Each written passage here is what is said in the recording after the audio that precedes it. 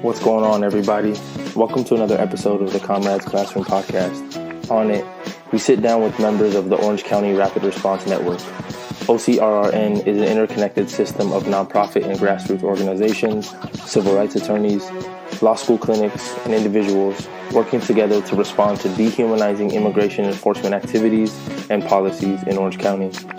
Throughout the discussion, we talk about the purpose of their organization, and we also talk about why it's necessary to connect immigration issues to the larger systems of violence like carcerality, criminalization, and the broader U.S. prison regime that's rooted in racial capitalism. If you would like to support the OC Rapid Response Network as a volunteer or donor, please visit their website at ocrapidresponse.org. If you are looking for support in a legal case or you need to report ICE or police activity in your neighborhood, please call their hotline at 714-881-1558.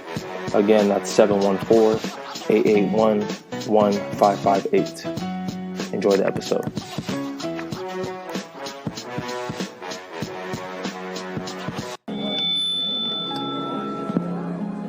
Excuse me, everyone, I have a brief announcement to make.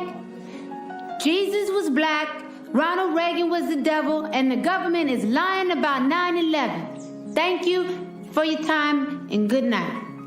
No! That can't be true!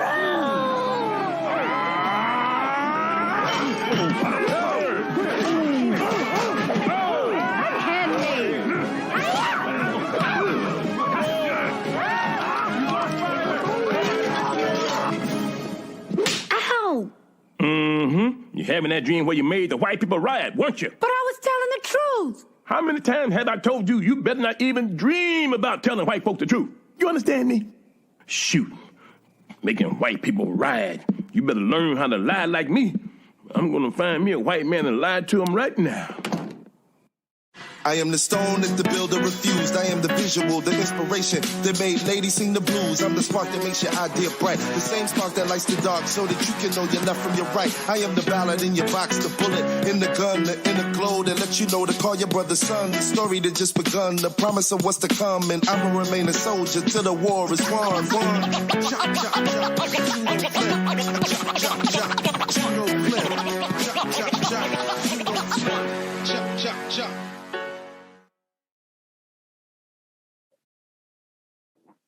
All right, welcome. We're here with some folks from the OC Rapid Response Network, and we're really excited for this conversation. We're excited to learn more about the organization.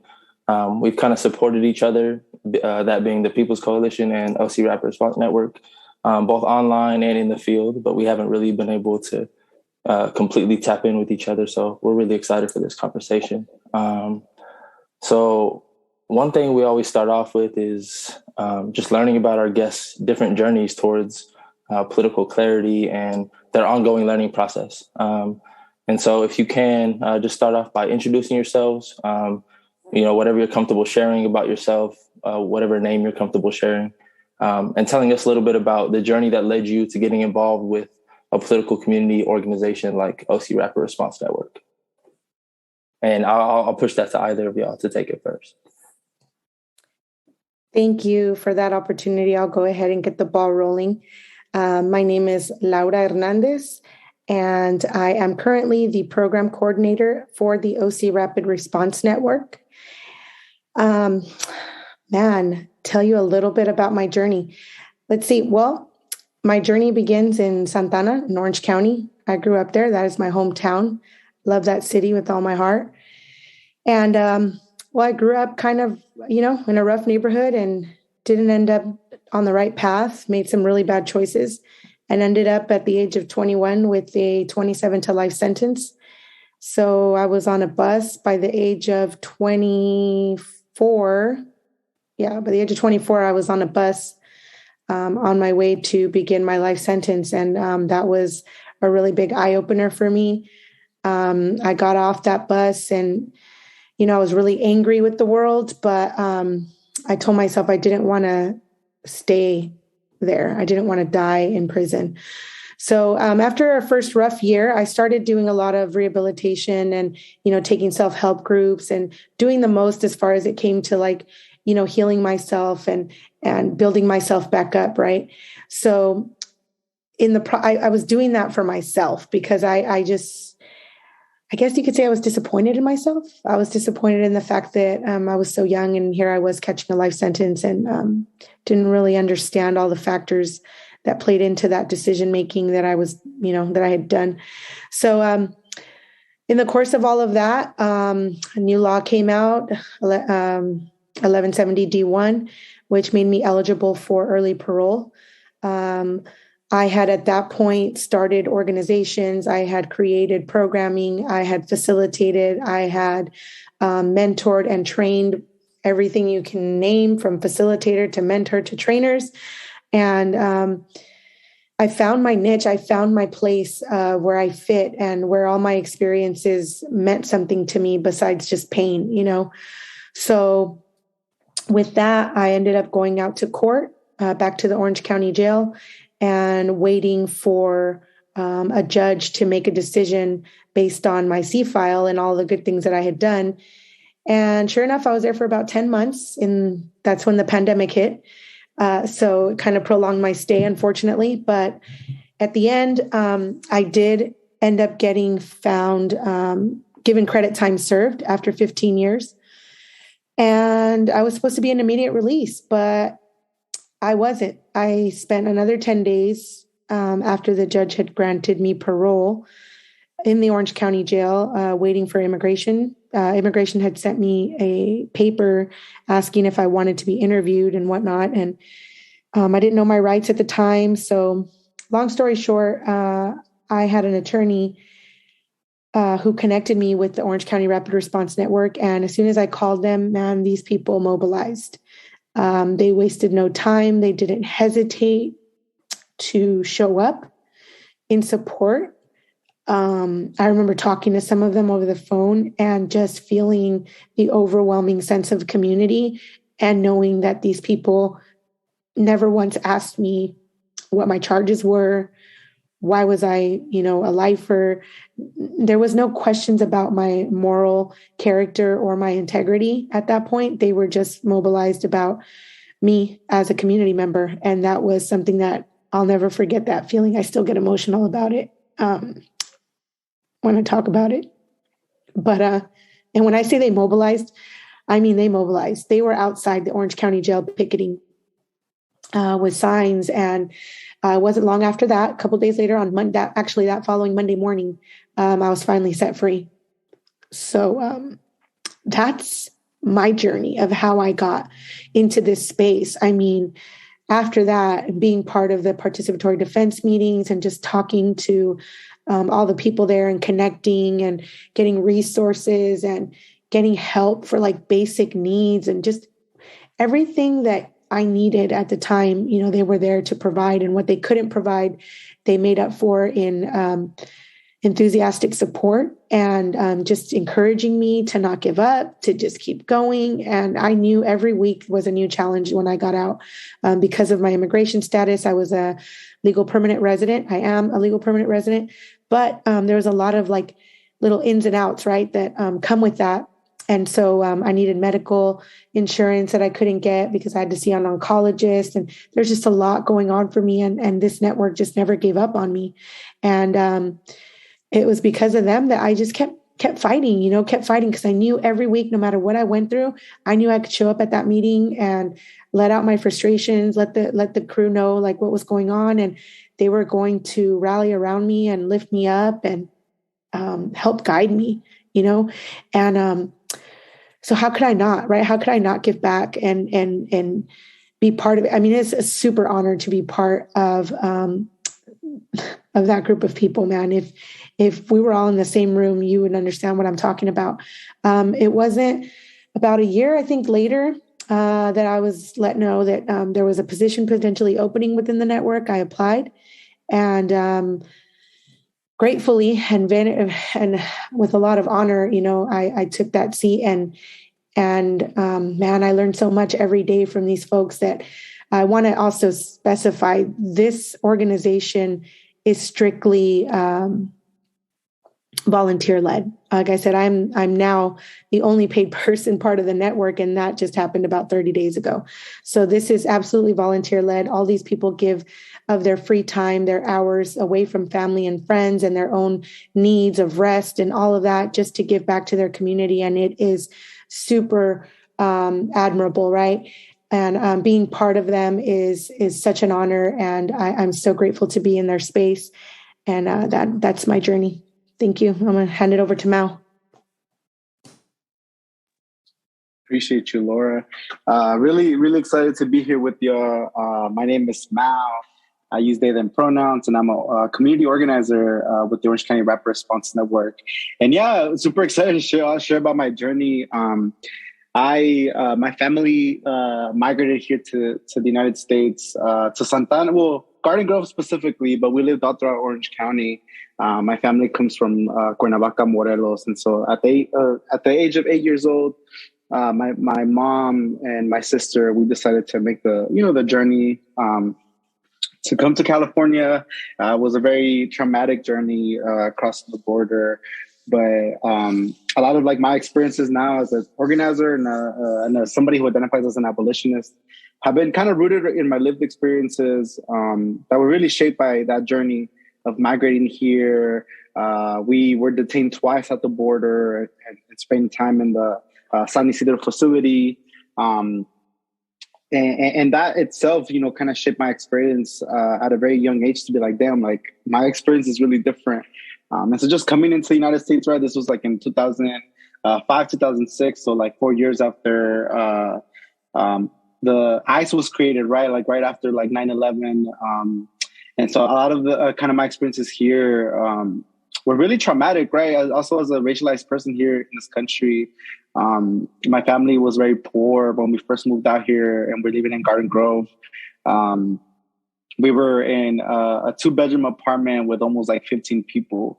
And so from a very young age, we understood that like our conditions were shaped, by something bigger than us, and not having access to even like food and water sometimes, and even housing, I think just kind of shaped, how I understood myself. And so very, very at a very young age, in high school, I began to get like active. And around that time was where a lot of these narratives around, the Dreamer movement, the immigrant rights movement were very popular, and kind of how we also saw the creation of the good and bad immigrant narratives, right? That those that were allowed to be here or given, access to resources must either graduate high school, go to college, or have some sort of like contribution, right, to this country. And so at a very young age, I think I always challenged those notions because I saw, even people in my family who were impacted by like by the criminal system, right? I had uncles that spent time in the Theo Lacey facility and were almost deported, because of DUIs or other convictions. I also saw my brother was deported in 2008 under the Obama administration, which is fuck Obama for deporting my brother. But a lot of it for me was kind of, a lot of those lived experiences really shaped also how I began to get involved. And it was also like in college when, so I studied at UC Merced. I was very involved with like the campus and some of the organizing that we were doing there. And I think always in solidarity with Black folks. And so barely at a young age in college, I think I quickly realized like the importance of adopting pro-Black frameworks and also what that looked like in praxis and building intentional relationships with Black people. And so for me, when I, first kind of became into that notion was when folks were also organizing SB 54 statewide to try and pass this legislature that would support collaborations between local police agencies and ICE. And, we saw that itself was not enough. And so because we still see those collaborations. And so when I first moved back to Orange County, I attended a rally in Santana. And so from then on, I just kind of started connecting with more people on the ground and was like, no, like, I think the way that people were doing deportation defense or just supporting undocumented folks, and even in general with my experiences, I feel like as an undocumented person, it was always other people carrying those narratives for us. And so I think I felt like on a daily basis, the state and and just like institutions always took away agency from me. And so for me, it was important to reclaim that narrative. And that's why I started to become more active and politically, I think, just engaged. And so when I came across the Orange County Rapid Response Network was through I think I had gone through a program with the nonprofit and quickly got connected with the Orange County Rapid Response Network. I kind of really connected with the issues that they were fighting for, and really supporting system impacted folks, currently incarcerated leaders and formerly incarcerated leaders. And so I think quickly I was like, yeah, like that's where I need to be. And so in 2018, I was invited to go to San Jose to get trained by the San Fernando, or no, SVD Bug, which is an organization that works with currently and formerly incarcerated leaders. And that's where we develop and learn about participatory defense, which we'll get a chance to talk a little bit about, and how that's like a value now that we guide. But when we came back from that training, we quickly just reshaped the way that we were doing deportation defense, and really empowering system impacted folks and their loved ones to regain that agency, right, and also change the outcomes of their cases, and to just really build up their power as an organizing model and really center them in the organizing that we were doing. And so when we came back from that training, we quickly also just reshaped the work that we were doing to be more intentional with those values. That's so beautiful. Both of y'all, thank you so much, Laura and Mal. Personally, I just want to say I'm honored to be sharing space with y'all, and to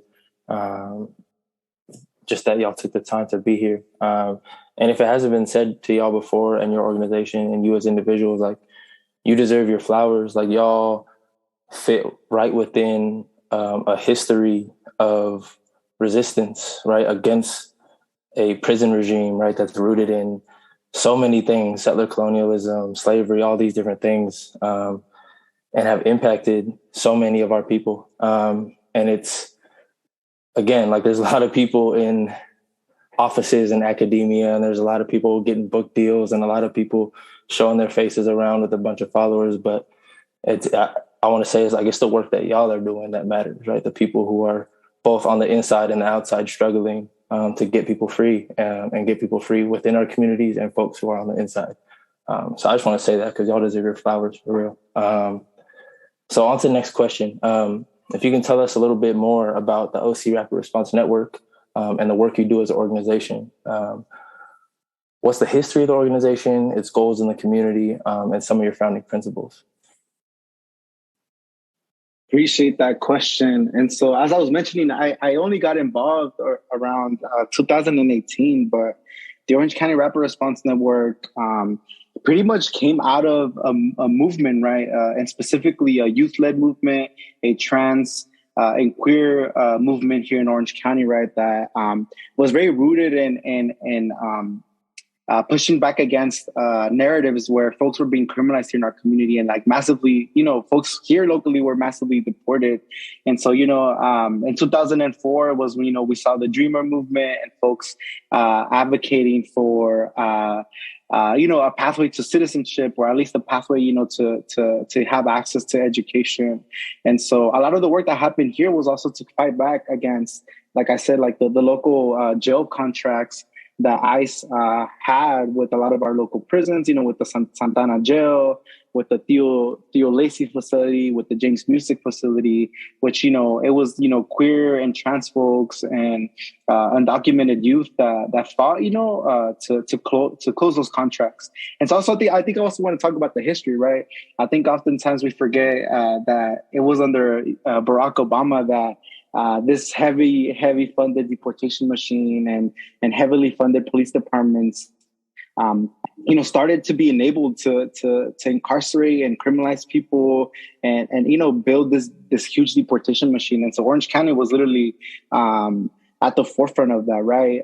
Where, we saw the sheriff's department to the furthest extent of the law, as he likes to call it, Buck Don Barnes, really working with ICE, right? To incarcerate people and to also deport them. And so it was through a lot of those campaigns, right, that, queer and trans folks and documented youth that kind of this creation of like, how do we respond, right, to a lot of the ICE raids that were happening in our community? How do we respond to these contracts that the jails were, our county was spending so much goddamn money and incarcerating people that it literally became like its own economy, right? I think at some point folks were scared of closing these jails because of how much money it was bringing into the city. And so, and at the same time, right, once we saw the Trump administration come in, there was like that heavy rise of white supremacy. Not the heavy rise of white supremacy, but we saw it a little bit more prominent in Orange County. And I think Orange County went back to its historical roots of anti-Blackness and white supremacy. And it became very clear where priorities were at, right, in terms of where money was going. And essentially, like, they wanted to deport en masse, incarcerate a lot of folks in our community, whether it's through criminal, quote unquote criminal convictions, like you being poor or you being houseless and, not having access to food and water and being criminalized for just existing, right, for getting, food at a local store or, trying to take a shower at local parks. Like we saw that quickly began to happen. And so even, trans folks, trans women were being put in the men's central jail in Santana, right? And so a lot of the history of our network comes around really leading deportation defense campaigns in Orange County. And right, also came like the new generation of participatory defense organizers that came about in 2018 when we took this training with some of the SV Debug based out of San Jose, which adopted their model of participatory defense from Mothers in Charge in Philadelphia, which is a group of Black women, Black mothers who actively became politicized, right, to support Black men, Black youth, right, Black boys, and coming out of jail, right, and being able to be supported in navigating the criminal and immigration justice systems. And so we adopted that model because we saw that the alternatives were there, and that we could envision a different world where we actually were giving resources to support loved ones of system impacted people, but also support folks on the inside, to create and to have their agency, to see a difference in their case after so much time spent in jails. And so some of the values, right, that really ground our work as the Orange County Rapid Response Network are really rooted, right, in mutual aid. And we want to be very specific as to what that means for us. Not only at the start of the pandemic, we've seen, the need for folks' basic needs to be met, but we've also seen a institutional and systemic lack of care for Black and brown people, for indigenous folks, for houseless folks, and for folks of all walks of life, but just for poor people, period. Not only here locally, but at the global level. And so one of our most guided principles has been what does it look like for us to build collective power as our core organizing principle? And for us, right, like, how do we use this organization as a vehicle to organize with people and not for people? And that's something that really roots our organizing, is something I've seen within our space. Like, we're not here to speak on behalf of people, but we're here to remind people, hey, you actually have the agency and the power to advocate for your own self, because you are closest to the issue and because you have experienced these things. And so you have the solutions to what we can see in our community. And so we organize people who live in communities. We don't organize the community, right? We organize people who live and have been impacted by both the incarceration system in Orange County, the deportation machine in Orange County, and like literally white supremacy that is heavily rooted in anti-Blackness, that it's rooted in the history, right, of Orange County. And so, so we were able to also recognize that we need to connect the struggles, right, not only between the immigration system, but also with how we've seen historically, right?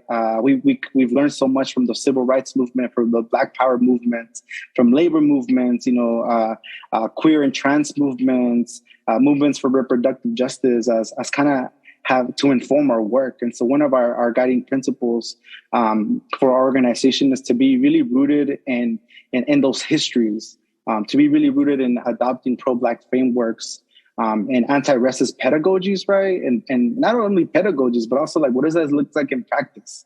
We recognize that Black people live and exist in Orange County, and many of them have been directly impacted and targeted by these anti-Black policies, whether it's through housing, transportation, food, access to mental health, immigration. And so we reject a lot of policies that intentionally target Black folks.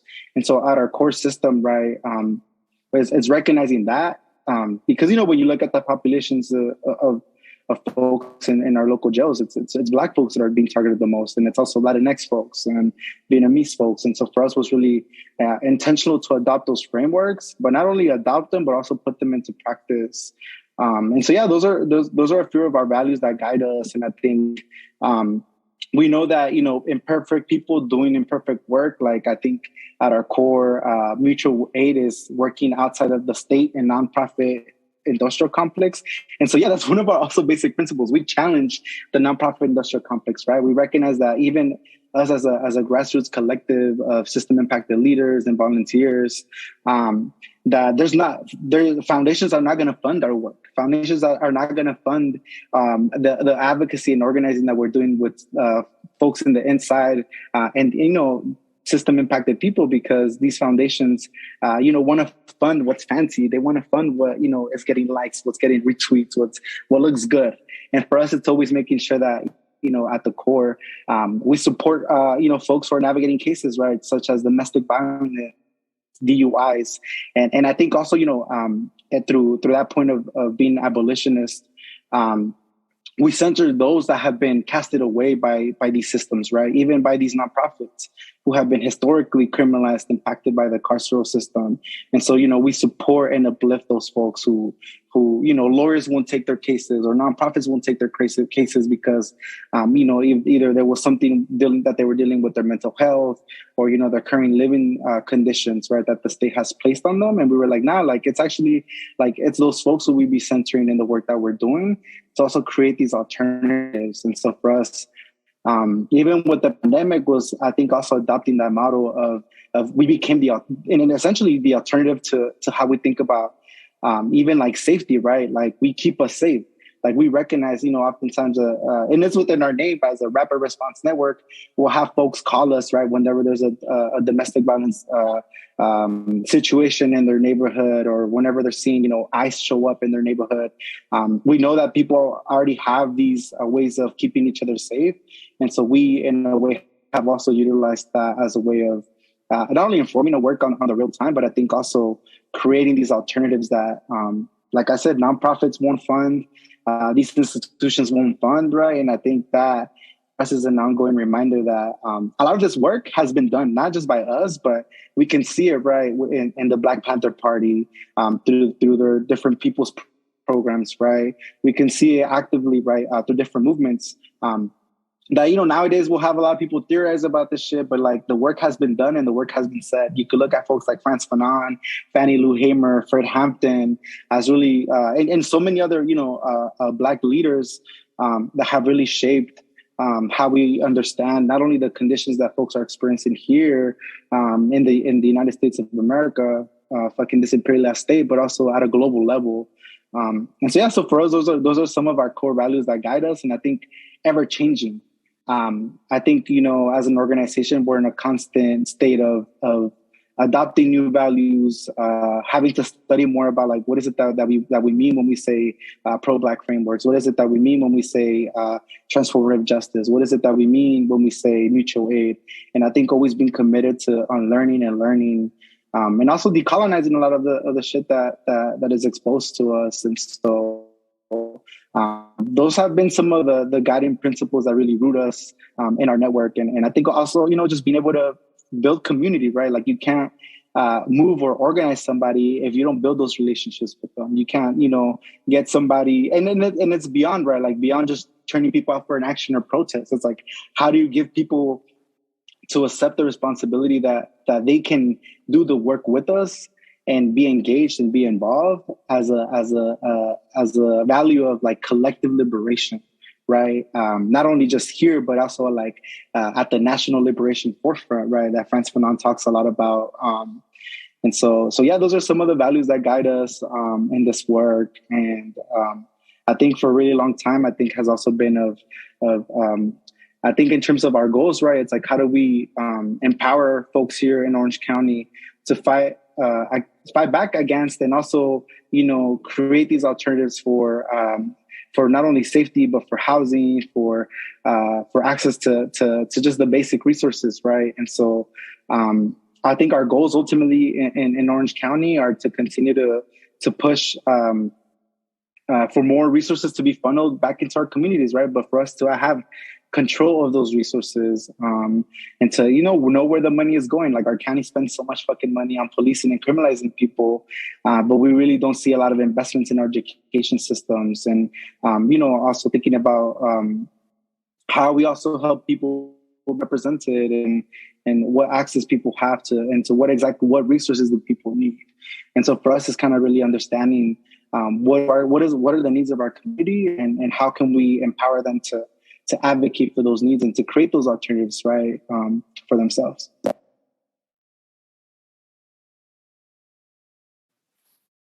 Thank you so much for that. I think you covered such amazing stuff that y'all are doing. Laura, is there anything else that you want to add to that question? Man, that was a mic drop right there. No, we're good. For sure. All right. Well, we could push to the next one, and I just want to say too, to contextualize for folks like how interconnected our work is, right? Like at the People's Coalition, like we don't necessarily do the exact same work, right? But we do have a prison writing program, and we have a solidarity network within Pelican Bay Prison, and our free grocery programs has gone through a lot of changes, because what people don't know is that Orange County, like Mao was saying, has some of the most backwards and violent and genocidal policies, and none of the food banks and none of the nonprofits in Orange County provide food for folks without documentation and without an address, right? And so these things are interconnected, and we've had unhoused homies who've been kidnapped by the sheriff, and we've had to get in contact with OC Rapid Response Network to help us find them and help us coordinate, right, their release. And luckily we've been able each time to come up with a bail and free our homies from incarceration. But right, like the work is so interconnected, even though it's two completely different organizations doing two completely separate things in the community. And so I just want to contextualize that for folks, right? Because it's like Orange County, especially, like these systems are interconnected. If you are unhoused, if you are incarcerated, if you are poor, if you are undocumented, right, they are built in a genocidal fashion, right? They are not built to keep you safe. They are not built to see you prosper or to see you grow or to see your community develop in any way. And so with our next question, and I know, Mal, you touched on it, but, and I don't know, either of you can take this one. Tell us more about why it's so important for your organization to ground your work alongside formerly and currently incarcerated leaders and political prisoners. Bro, I mean, like, I can take this question only because I'm sitting here,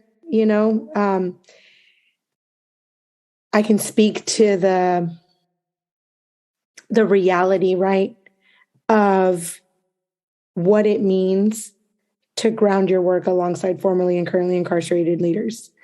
I mean, being formerly incarcerated, you don't think ever at any point, well, I mean, I didn't ever think at any point, you know what, all this shit I'm going through, all this stuff, all these years of my life that I've just thrown down the toilet in this jail or prison, it's all gonna mean something special one day. It's all going to help someone else or a few hundred or a few thousand other people. Like, you never think, right, that your experiences are going to actually carry a message. It's like, I did a lot of classes like in NA and AA, right? And they say, the last step is that, you carry the message to other addicts and whatnot. And it's like, man, to be able to carry my story into spaces and know that, like, hey, yeah, I mean, I've been seated at tables where they're like making, decisions about laws or about bills that are going to potentially pass, or about organizing reentry programs or whatnot. And it's just like, okay, I'm looking around the table, and a lot of times I'm like, there is nobody that is going to be directly impacted by these decisions seated at this table, except for me. And so I carry that kind of like, it's not a torch. It's like a torch, I guess you could call it. I don't know. I don't know exactly what to equate it to, but I feel very honored and humbled by that moment. And I just go, you know what? And it's those times that really like light a fire under me, right? Because I'm like, you know what? I'm not just speaking for myself. I'm speaking for all my brothers and sisters that are, behind bars right now, that are struggling to eat on the street, that are struggling to, live a happy life with their family because they're constantly on the run, or looking over their shoulder because they don't know if ICE is going to come knocking at their door in an ICE sweep, or, things like that. Like, I feel like I get to speak up for those people that aren't seated at the table. And it's like, while everyone else is, I know their intentions are good, right? They want to try to make some changes. It's like, okay, but let's talk about how that change is going to absolutely affect the people on the street, the people that are still, being detained. How is that going to affect them? Are you leaving people out? Are people going to be able to have access to this resource or to this law or to this, or are we just passing it for the sake of passing something so that, it's not another failed bill, or it's not another, and not to say that that's been like my experience, but just to make sure that that doesn't happen. Right. So I kind of believe that, like, it's super important to think about how the decisions that you're trying, or the things that you're trying to change, for all those that are advocating out there, all those that are, wanting to pick up a picket sign, to understand what it is exactly that you're fighting for. And unfortunately, I was at a meeting with someone, and I voiced these opinions, right? And they looked at me and they said, yeah, that's important, but sometimes we can't slow down when it comes to legislature and when it comes to bill passing. We can't slow down enough because there's deadlines. We have to get this done, and from one place to the other. We can't slow down to kind of incorporate, people that are directly impacted. And I didn't say anything at that moment, but because I was floored. I was like, okay, but at some point, right, you have to sit down with the people that are being impacted. At some point, you have to ask, hopefully, in a perfect world, you would ask them from the gate, right? You wouldn't go up and draft a bill or draft anything until you have first discussed it with the people that it's going to directly impact. And unless you have access to talking to people that have been directly impacted or are going to be directly impacted, then you have no space there, and it brings me to this point of like fire, right? And I know, like, y'all can't see me, but I know if you could see my eyes right now, there'd be like little fireballs in it. But because when I talk about this subject, it's really, I'm passionate about it. I'm sure you could hear it in my voice. I feel like it's super important, to join hands with the people that you're trying to help. You can't, just like people say, you can't just throw money at a problem. Well, you can't just throw legislature at a problem either.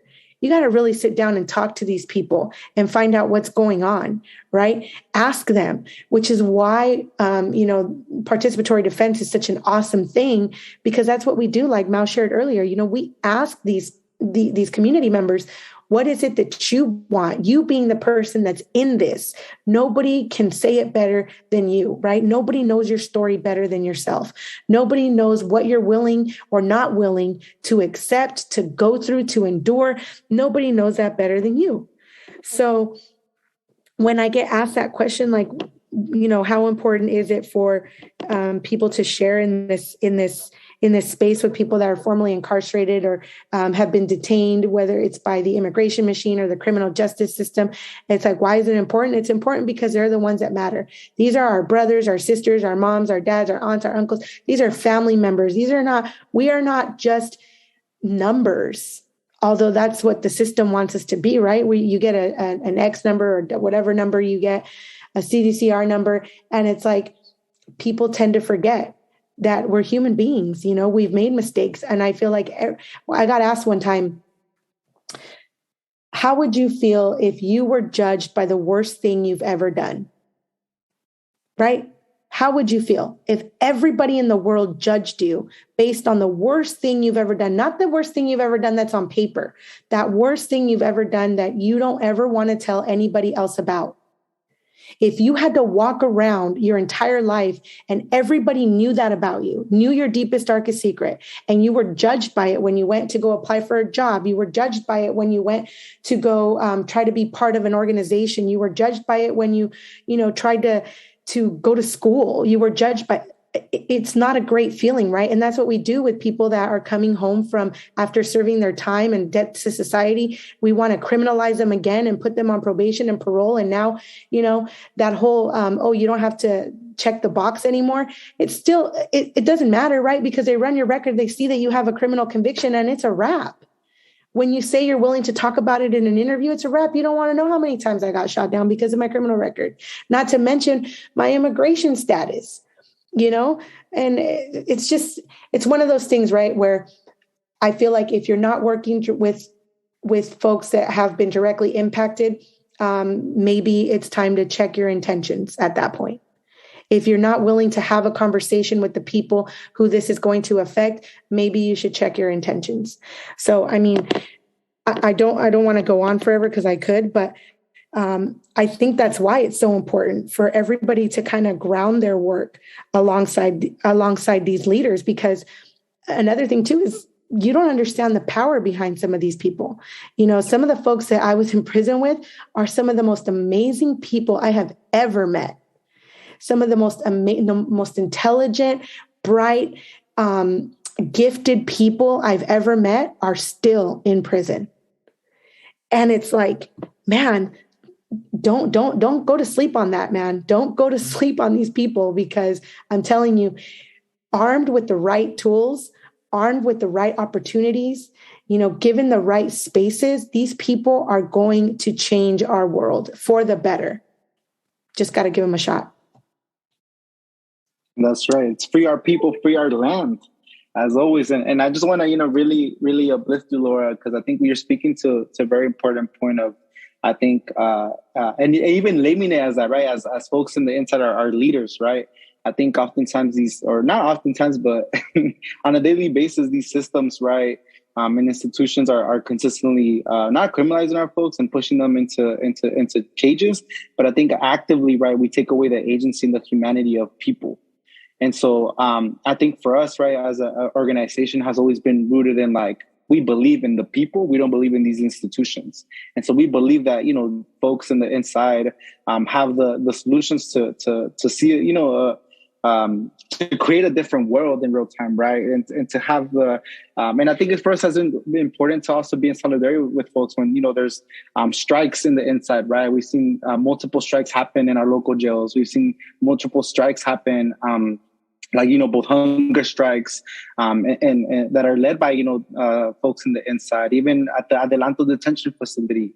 And I think for us has always been connecting, not only in the immigrant rights movement, but also acknowledge that, it's not just folks in immigrant detention centers that are being put in these inhumane and dehumanizing, conditions in jails, but it's also folks, who are in youth detention facilities that are in other, mental health facilities. And so I think for us, it's been really important to really ground our work in just that. And we're not interested, right, in buddying up with with folks in the nonprofit industrial complex, but we're interested in really building those relationships and power with folks who are incarcerated, right? And even their loved ones, right, who are impacted by these systems, who it becomes a cycle, as Laura was saying, right? Like, and it also starts even with our fucking, like, our schools, right? Our schools have been, created to criminalize Black and brown youth, right? To criminalize, youth for being poor.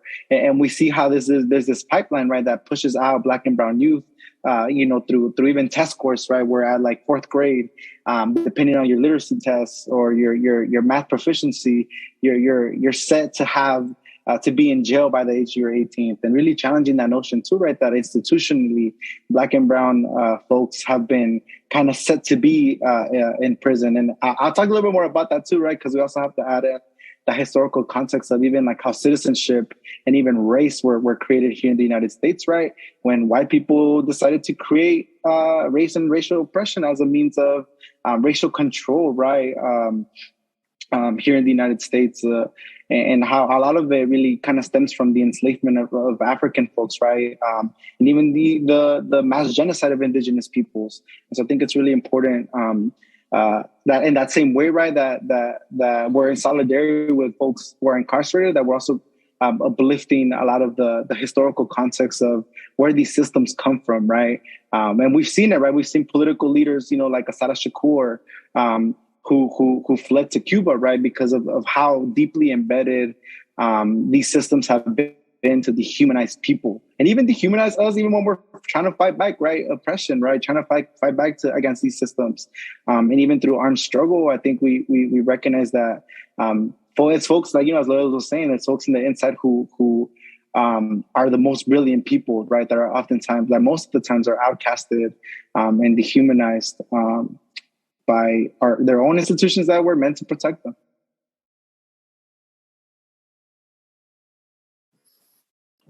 Thank y'all so much. Yeah, like we talk about a lot in our organization, right, with the history of the Black radical tradition and the history of indigenous resistance, right? We know that change and does not come from a single person or a single celebrity or a single idol, right? It comes from the masses of people, comes from millions of people, and the masses of people are poor. The masses of people are incarcerated. The masses of people are undocumented, right? And so how could you call yourself an organization that does work for incarcerated folks, but you don't organize with or alongside or let them lead that movement, right? And that goes for anybody that you organize with, any community that you organize with. And I appreciate y'all.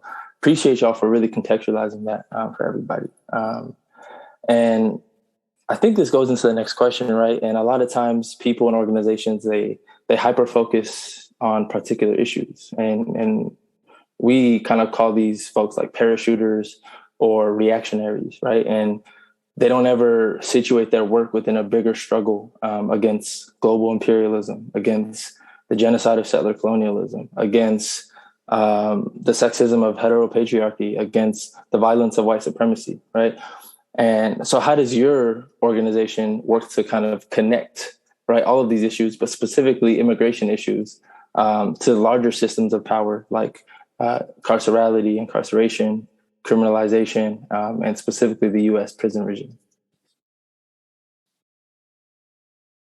Really, really appreciate that question, right? And I think it's, I think as somebody who works in education, it's like we need to really get to where these systems even came from, right? Like where was mass incarceration really created, right? And it was right at the enslavement, right, of for Africans, right? The forced enslavement and displacement of our people, the mass genocide of indigenous folks. And so I think it's specific, right, to even talk about of how even racial codes were passed, right, first in Virginia and then brought to colonies.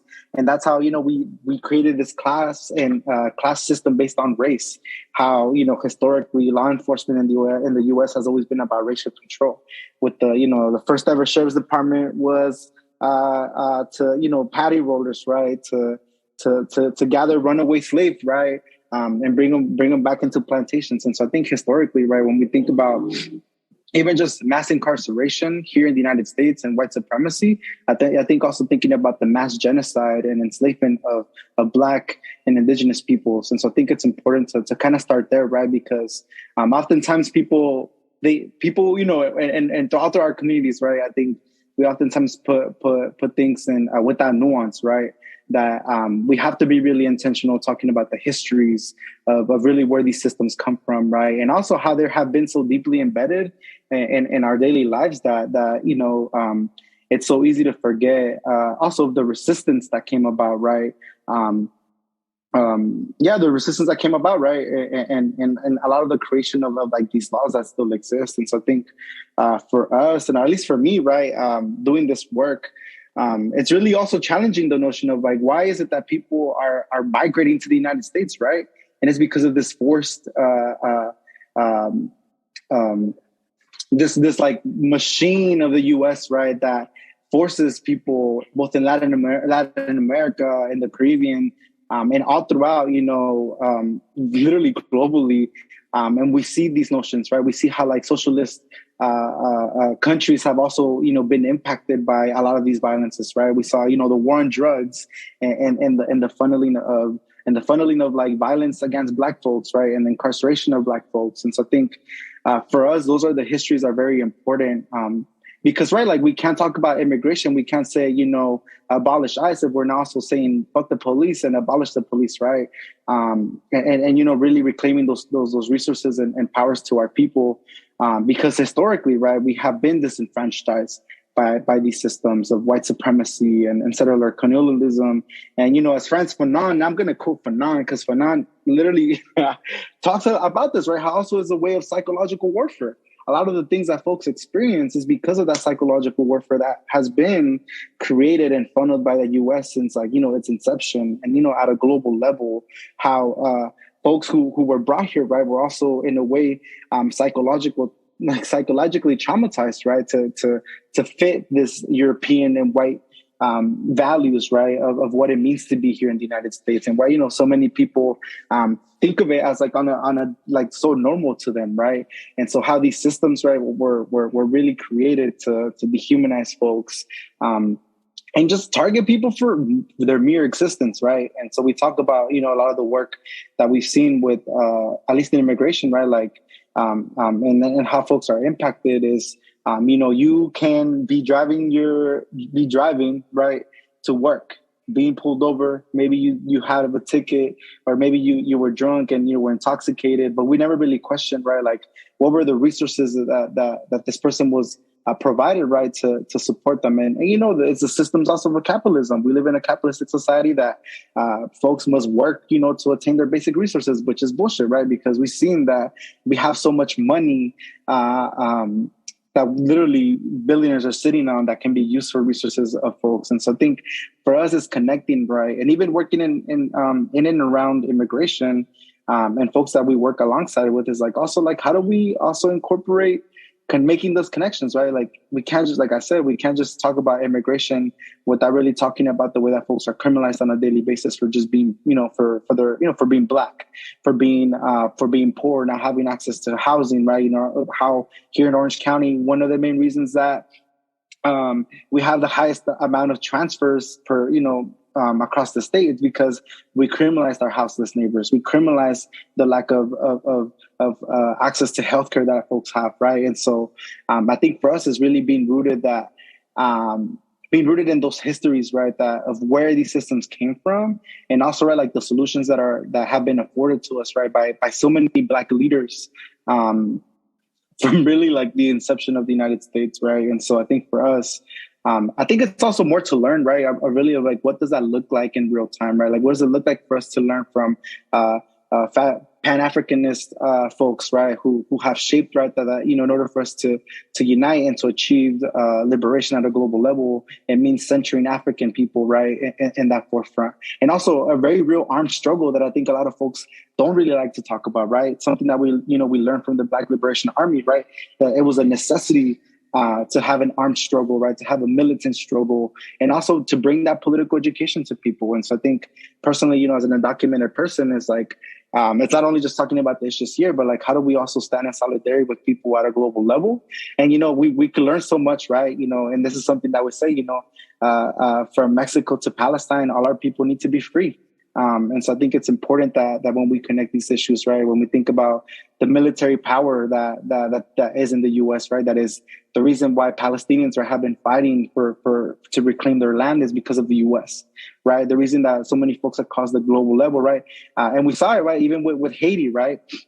Was one of the countries that was able to, gather their own liberation, but the U.S. spends so much money through fucking investing in CIA, and even now, right, we see this in real time, right? How much money is invested on social media and like CIA bots, right, that are like driving culture, and how much like the bourgeoisie, right, are influencing our policies on a real time, and so I think for us, it's always been important to acknowledge that, like, politicians are not going to save us, right? You could put somebody at the table, but what we need is get rid of the fucking table. We don't need the table. We need, to think about like what that looks like in real time, and connect that, Black liberation struggle at a global level. And that starts with also engaging folks in the immigrant rights movement that, no, we're not just going to create these narratives of, we're here to stay. Like, nah, like how do we also think about Black liberation and indigenous sovereignty, and how do we connect that here locally as, living in literally the epicenter of imperialist violence that the U.S. has created since its inception. And I just want to add, like, I feel like our organization, based on the fact, like, okay, so we help with removal defense, right? If someone's having immigration issues, but it's not one of those things where it's like, okay, this is all we do. We're like a one-trick pony type deal. Like, that's not the get down here, It's more about empowering folks, right? Empowering folks in all different areas and aspects of just general life, right? I remember I wrote a paper when I was in prison for college, and I'll never forget that, because I wrote, it was a pretty damn good paper. I got a B+ too. I was like, man, this lady needs to give me an A. But anyways, she had like responded to me, and she's like, oh, you should, it was based on my story. And she's like, you should submit a pardon to the governor. And one of the things I wrote in that paper, I said, what's funny to me is that as a legal permanent resident, right, all my life, I was really good in school. I did good. I got good grades. I got trophies. I was in every sport you could think of. I was in choir. I was in band. And all throughout my life, right, I didn't even know that I was not an American citizen until I was like 12 or 13 years old, when like we went to go visit my grandma, and my dad had forgot my card. And I had to stay over there and wait for my dad to drive 2.5 hours to get it and 2.5 hours back. But all the while I was winning awards and doing good, nobody ever asked me where I was born. Nobody cared. Nobody cared where I came from. But the minute I made a mistake, right, I was misguided. I had low self-esteem at the time. I had a shit ton of family issues. And I found myself in a really vulnerable spot. And I'm now sitting here looking at a 27 to life sentence. Then all of a sudden it matters where I was born, right? So it's that kind of system that, you have to look at everything, because everything works together. It's not ever just about the criminal justice system. It's not ever just about immigration system. It's not ever just about, one thing or the other. Everything is intertwined. Everything. And if your mentality, when you're in the midst of advocacy work, if your mentality is like tunnel vision, right? People say like, oh, you got to keep your eye on the prize. You can't sway to the left or to the right. Well, guess what? I was on the left of the tunnel. And if nobody would have looked to the left, I'd have got left behind and lost there. So I understand what it means to focus on something, right? But in the midst of your focus, you have to take a look around at what's going on around you. Otherwise, you're just going to barrel down a street and take people out in the process. You're going to run people over, innocent people that don't deserve to be hurt in the process of whatever it is you're trying to achieve, right? So there needs to be a collective mindset that says, I might be focused on this particular goal, or this is what we want to have happen. But at the same time, I've got to take a look around at how that's going to impact A, B, C, and D. You can't just barrel down and barrel through. And I feel like our organization exemplifies that, right? Because we take on any number of cases, we participate in any number of rallies, organizing. We work hand in hand with anyone that reaches out or anyone that we see that needs some support. We're there, whether it's the Vietnamese community, the Black community, the Haitian community, whatever community it is that comes across our path, we try to align with them, right? And we try to be there and support, because that's what we need to do. Yeah, I think that's so beautiful, right? Like, there's no shame in focusing or centering your work on one particular group of people or oppressed peoples, right? But if you don't, like Laura said, right, if you don't take the time to intentionally look around and connect your struggles with other people, to uplift and show solidarity to other groups of people, right, and connect your movements and build, right, actual coalitions that can, right, actually engage a larger number of people, right, then you're doing a disservice. Like you said, it can be reckless, like you said. That's so beautiful. And I think too, I just wanted to mention, right, that Mao, I think it's important, right? We can't understand immigration issues. We can't understand the issues in our community without understanding the way in which the U.S. government, the CIA, COINTELPRO, right, have directly destabilized and sanctioned and broken down and caused a lot of the violence happening, right, in indigenous communities in countries across South and Central America. And so I think that's so important, right, to actually understand the ways in which these things are intentionally created and destabilized by a government, right, that's looking out for its own interests, right, and it's looking out for its own interests and willing to destroy anything in its way, right? And that's why we talk about taking care of ourselves, taking care of our people, take care of our communities, right, worrying about ourselves, right, because they're not going to do that, and they've shown that a number of times. So I'll say I have two more questions. I got two more questions, and we can cut it to one if we need to. But if we can, just what is participatory defense? If I've never heard of participatory defense, how would I describe that? What is it? What does it look like? How is it mobilized? Participatory, I can start here. Go for it. Participatory defense is a model that basically puts the affected person, right, whoever's being affected by either the criminal justice system or the immigration machine, in the driver's seat of their outcome, right? And so what we do is we have a weekly participatory defense meeting in which we have community members join us via Zoom, and they come into the space, they share whatever it is that's going on with their case. And we are there as an organization to help support them in their advocacy efforts. It's a space where we can empower the community members. Like I shared in the beginning, when I first went to the participatory defense meetings, that's exactly what I got, right, was a sense of empowerment. They never once told me what to do in my case. They never said, oh, you need to do this, you need to do that. They just simply said, how can we, support you? What is it that you want to do in your case? Here I am now released. I am not on an ankle monitor.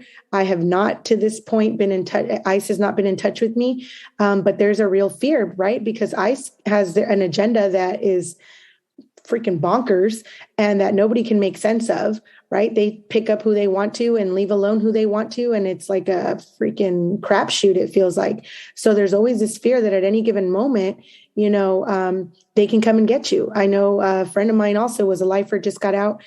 She's found a partner and they want to, start a life together. But, she's scared to buy a house because what if ICE shows up and they deport her? And, now she's going to have this home. Like it's one of those things, right? So participatory defense is just that. It participates in the defense of the person that is coming to the space.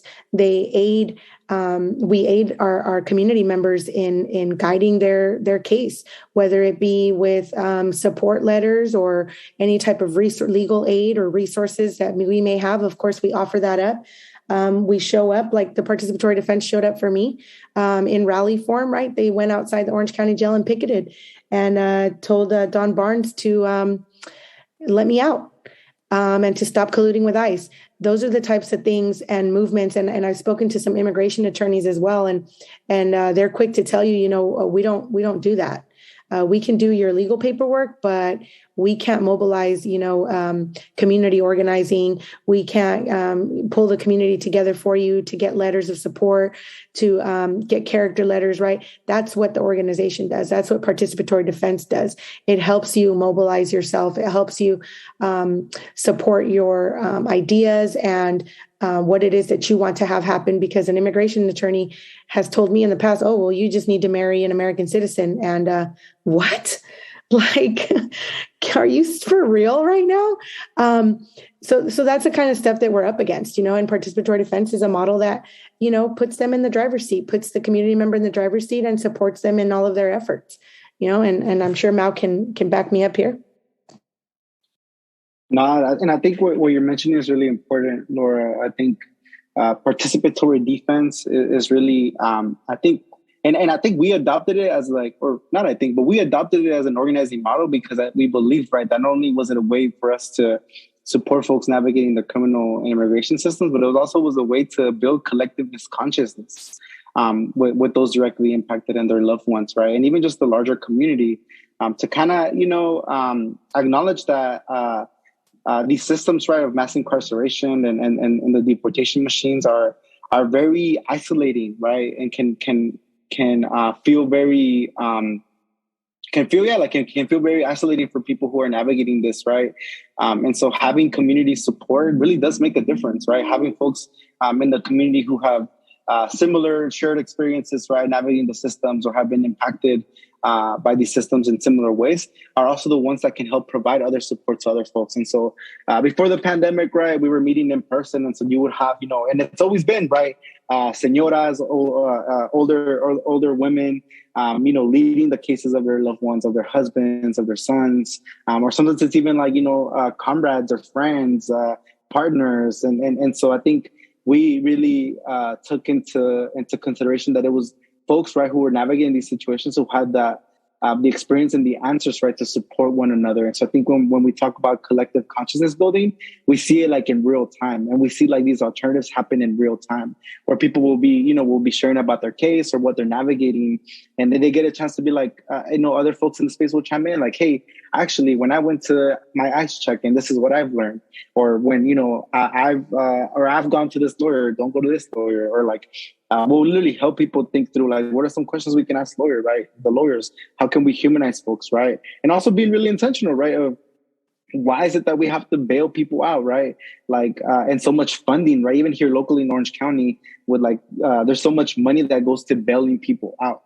But I don't think we really talk about like how much of that itself, right? It's in terms of also funneling and fueling, right? Like the mass deportation system and the local jails. And so I think for us, one of the biggest principles that we really took, right, that Laura was really sharing about is like, we're not a substitute, right, for legal advice, but we also recognize that people who have been navigating these systems are the ones who also have the answers and have like literally the lived experiences to support, even challenge those systems, right? Which is why so quickly we were able to learn about the conditions in detention centers, because we're working actively supporting loved ones, right, in the Adelanto Detention Center, or even directly impacted folks that were inside that. We realized about the conditions and the lack of care that folks were being offered during the pandemic. And so I think for us, right, if we were to explain to people, right, what is participatory defense,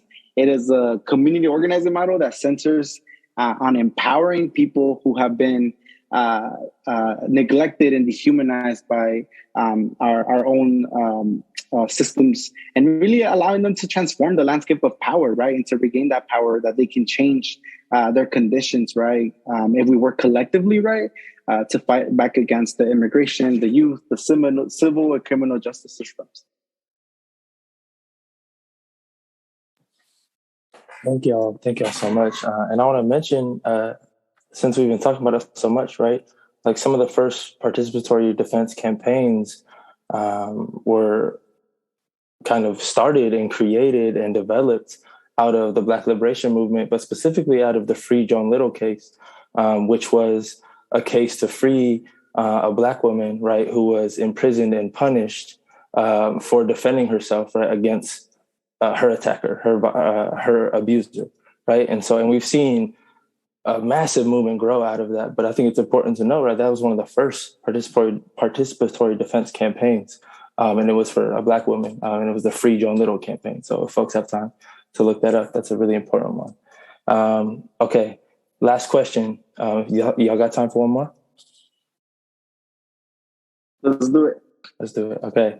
So if I'm somebody who listens to this episode, and I see in my community, right, folks who are impacted by incarceration, folks who are impacted by ICE, folks who are impacted by police violence, what are the first steps I should take in forming some type of organization around participatory defense and around community control?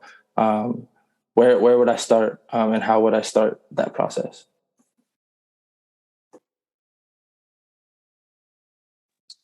That's a really good question. I think it starts by, one of the main things that really starts by, right, and we have access to so many resources that, we can even share with folks. If you visit the Orange County Rapid Response Network on YouTube, we have a whole training with like, what is participatory defense and what does that look like in practice, right?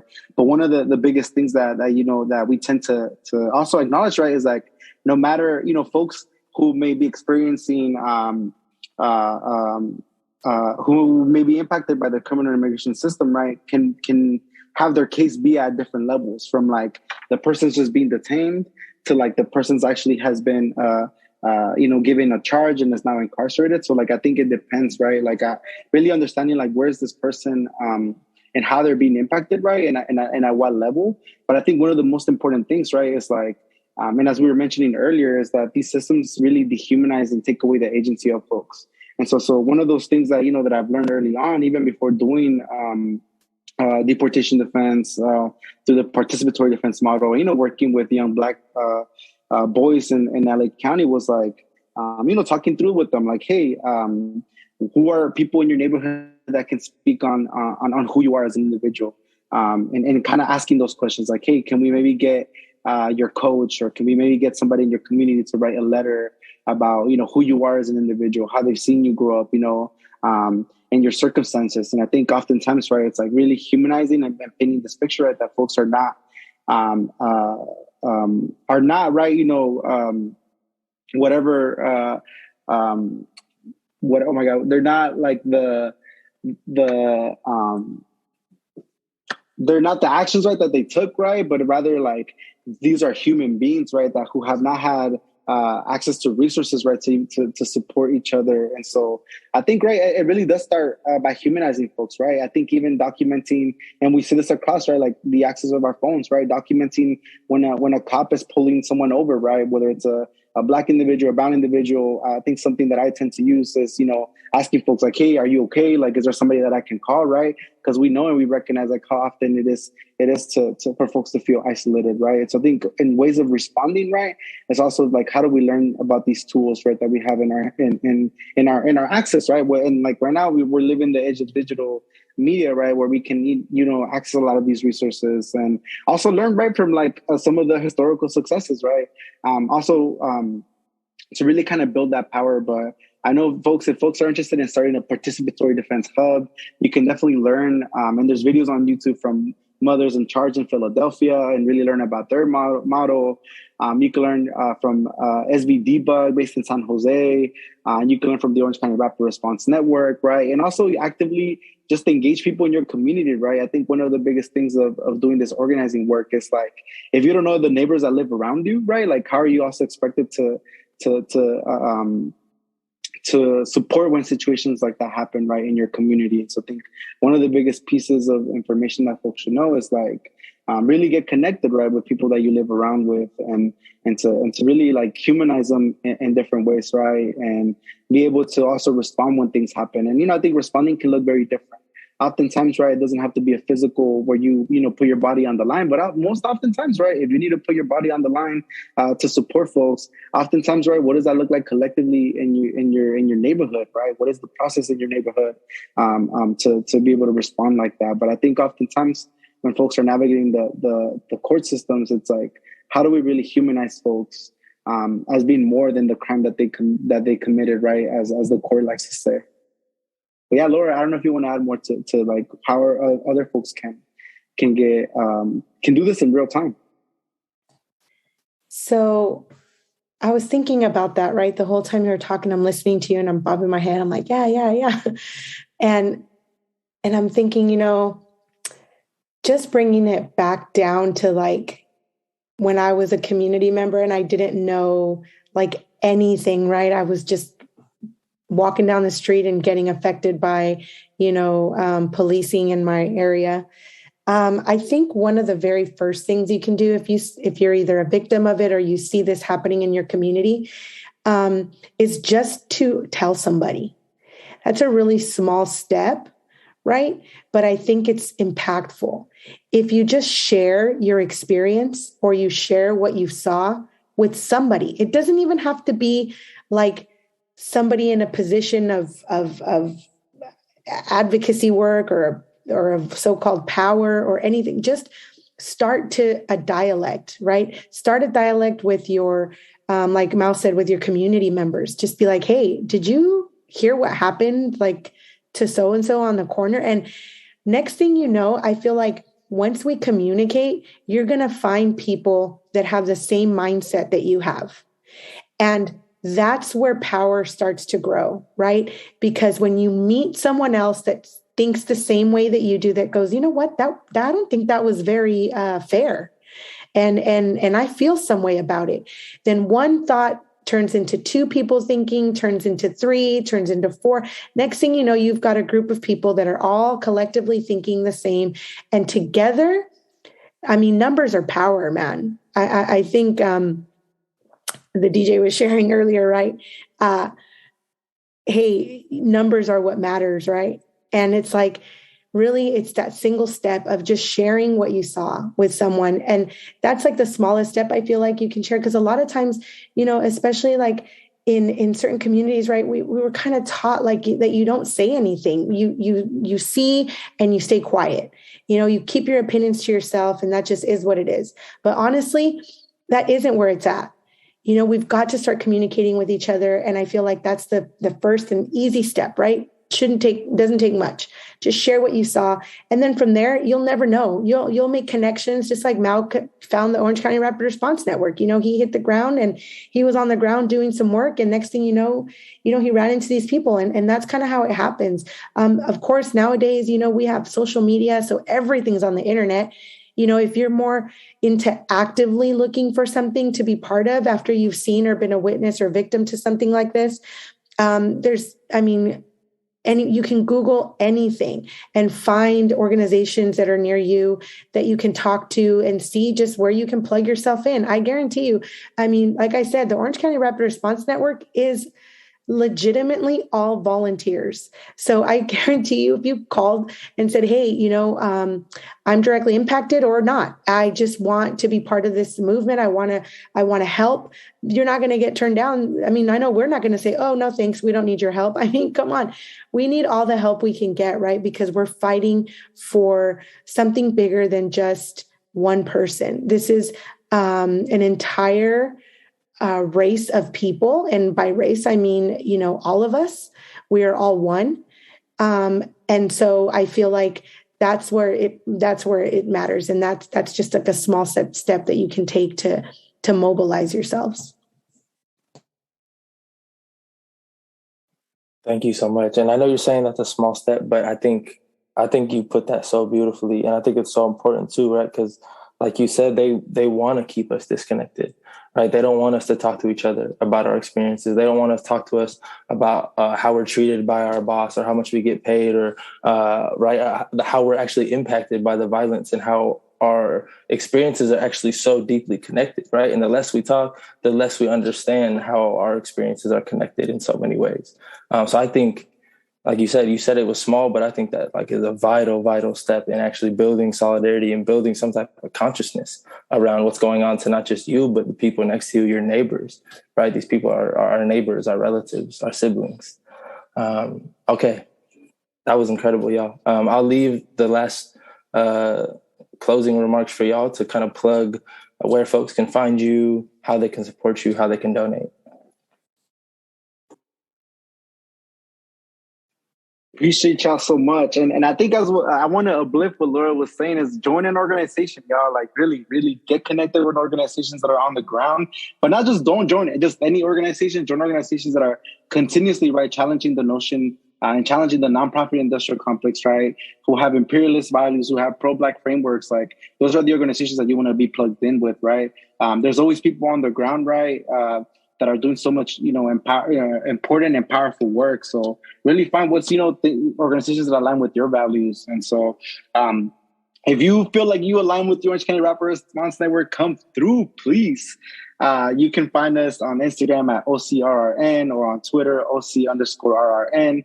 Also, please donate to our mutual aid fund, right? We use a lot of those funds to go directly to support directly impacted leaders in our community, whether it's with commissary, right, sending folks money in the inside, helping folks with gas expenses, or even post-release support, getting them access to housing, to mental health resources. A lot of the funds, right, that we have collectively, right, go directly towards people, whether it's, offering people rides or, offering people, transportation cards, right, to get on the bus. We try and do that, right. And I think also, right, just, supporting for people in general, right? So you can tap in with our Venmo at OCRRN. Again, that's our Venmo at OCRRN. And yeah, if you want to get plugged in, we're always looking for volunteers. And I think there's so many ways, right? Besides just being an organization that works with system impacted leaders, I think we've also been trying to strive for, like, what are the other needs of our community members, right? Do our folks need access to food? Do they need access to housing? And what does it look like for us to react, to actively build those connections with other organizations that are doing that as well. So if your organization is doing work in and around Orange County, right, to support people, and y'all have resources or connections, whether it's access to clothing, to food, to mental health resources, to, anything you could think of, like, please reach out to us. But Laura, how can people continue to get connected with us?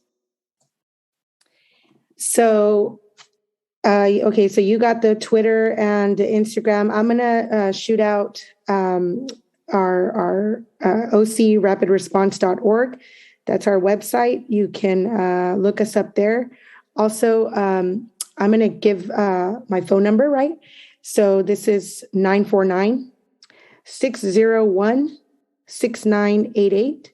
One more time, 949-601-6988. You can just shoot me a text. Let me know that you heard the podcast, and let me know where you want to plug in. I mean, if you're down, we're down to have you. We always need people on the ground to support, like Mal was saying.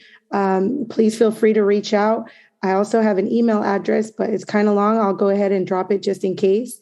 It's Laura, Laura, and then HRNNDZ2020@gmail.com. Feel free to send me an email if you prefer. We're happy to support anybody that wants to show up. And we do all kinds of community events, and we show up at all different kinds of rallies. I'll be in the LA area on Friday at a rally to help support a community member. So please feel free, it's not just Orange County. If you want to do stuff in LA County, we'll make sure we have something for you. So yeah, for sure. We take all and any donations as well. Like Mal was saying, at OCRRN is our Venmo. Thanks so much for having us. Appreciate y'all for having us. And I will plug in our hotline that folks can call if you see any ICE or police activity in your community. Please call us, and we have volunteers that we can send out, to support on the ground. And the phone number is 714-881-1558. Again, it's 714-881-1558. If you're interested, if you're somebody that wants to respond on the ground, right, when incidents around, where there's reports of ICE activity or police activity with any of our neighbors in Orange County, please reach out. If you see, ICE or police activity in LA County, there's also numbers and hotlines there that you can tap in with. But again, hit up our hotline at 714-881-1558. And if you are somebody who's has been impacted by the criminal and immigration systems that needs support with your case, also call that number, and we'd be happy to support you through that process and look through, what are your options and how we can, support you make those decisions and connect you to the resources that you need to be okay. And at the end of the day, we keep us safe. Free the people, free the land. Free them all. Thank y'all so much. If you're listening, everything will be linked in the show notes. Like they said, free them all, free the land.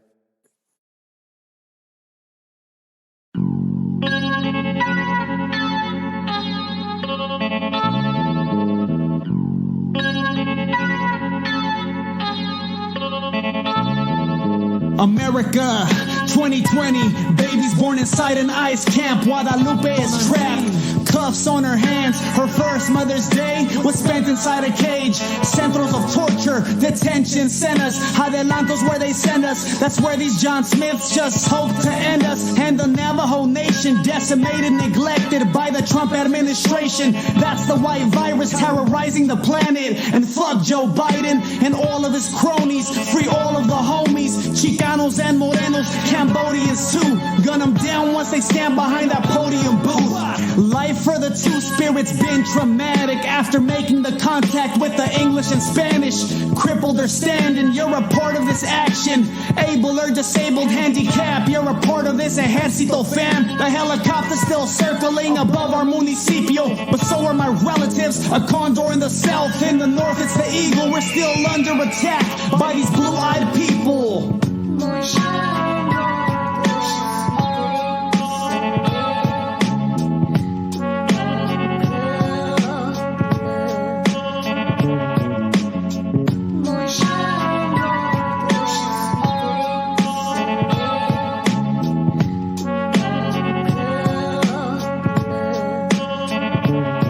This for the forgotten, from the hand of the state, murdered and raped, life disregarded, light a candle in your grace. Oil industries, what they man camps, need to get banned. Honesty to soak up McLands and many territories, fighting for natural living earth, mother since birth. It's a struggle, we tussle, refusal to quit.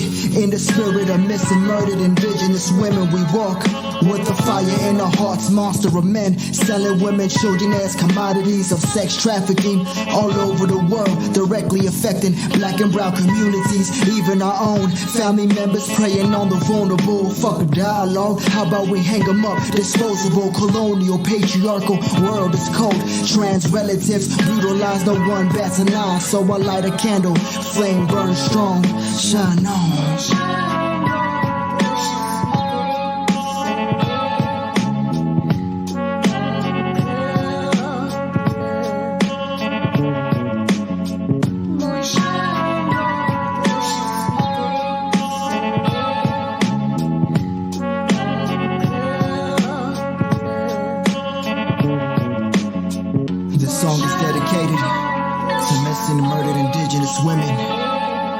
For our trans relatives murdered, for all POC affected by police state sanctioned murder, for our relatives and children locked down in them ICE concentration camps, indigenous, black and brown power,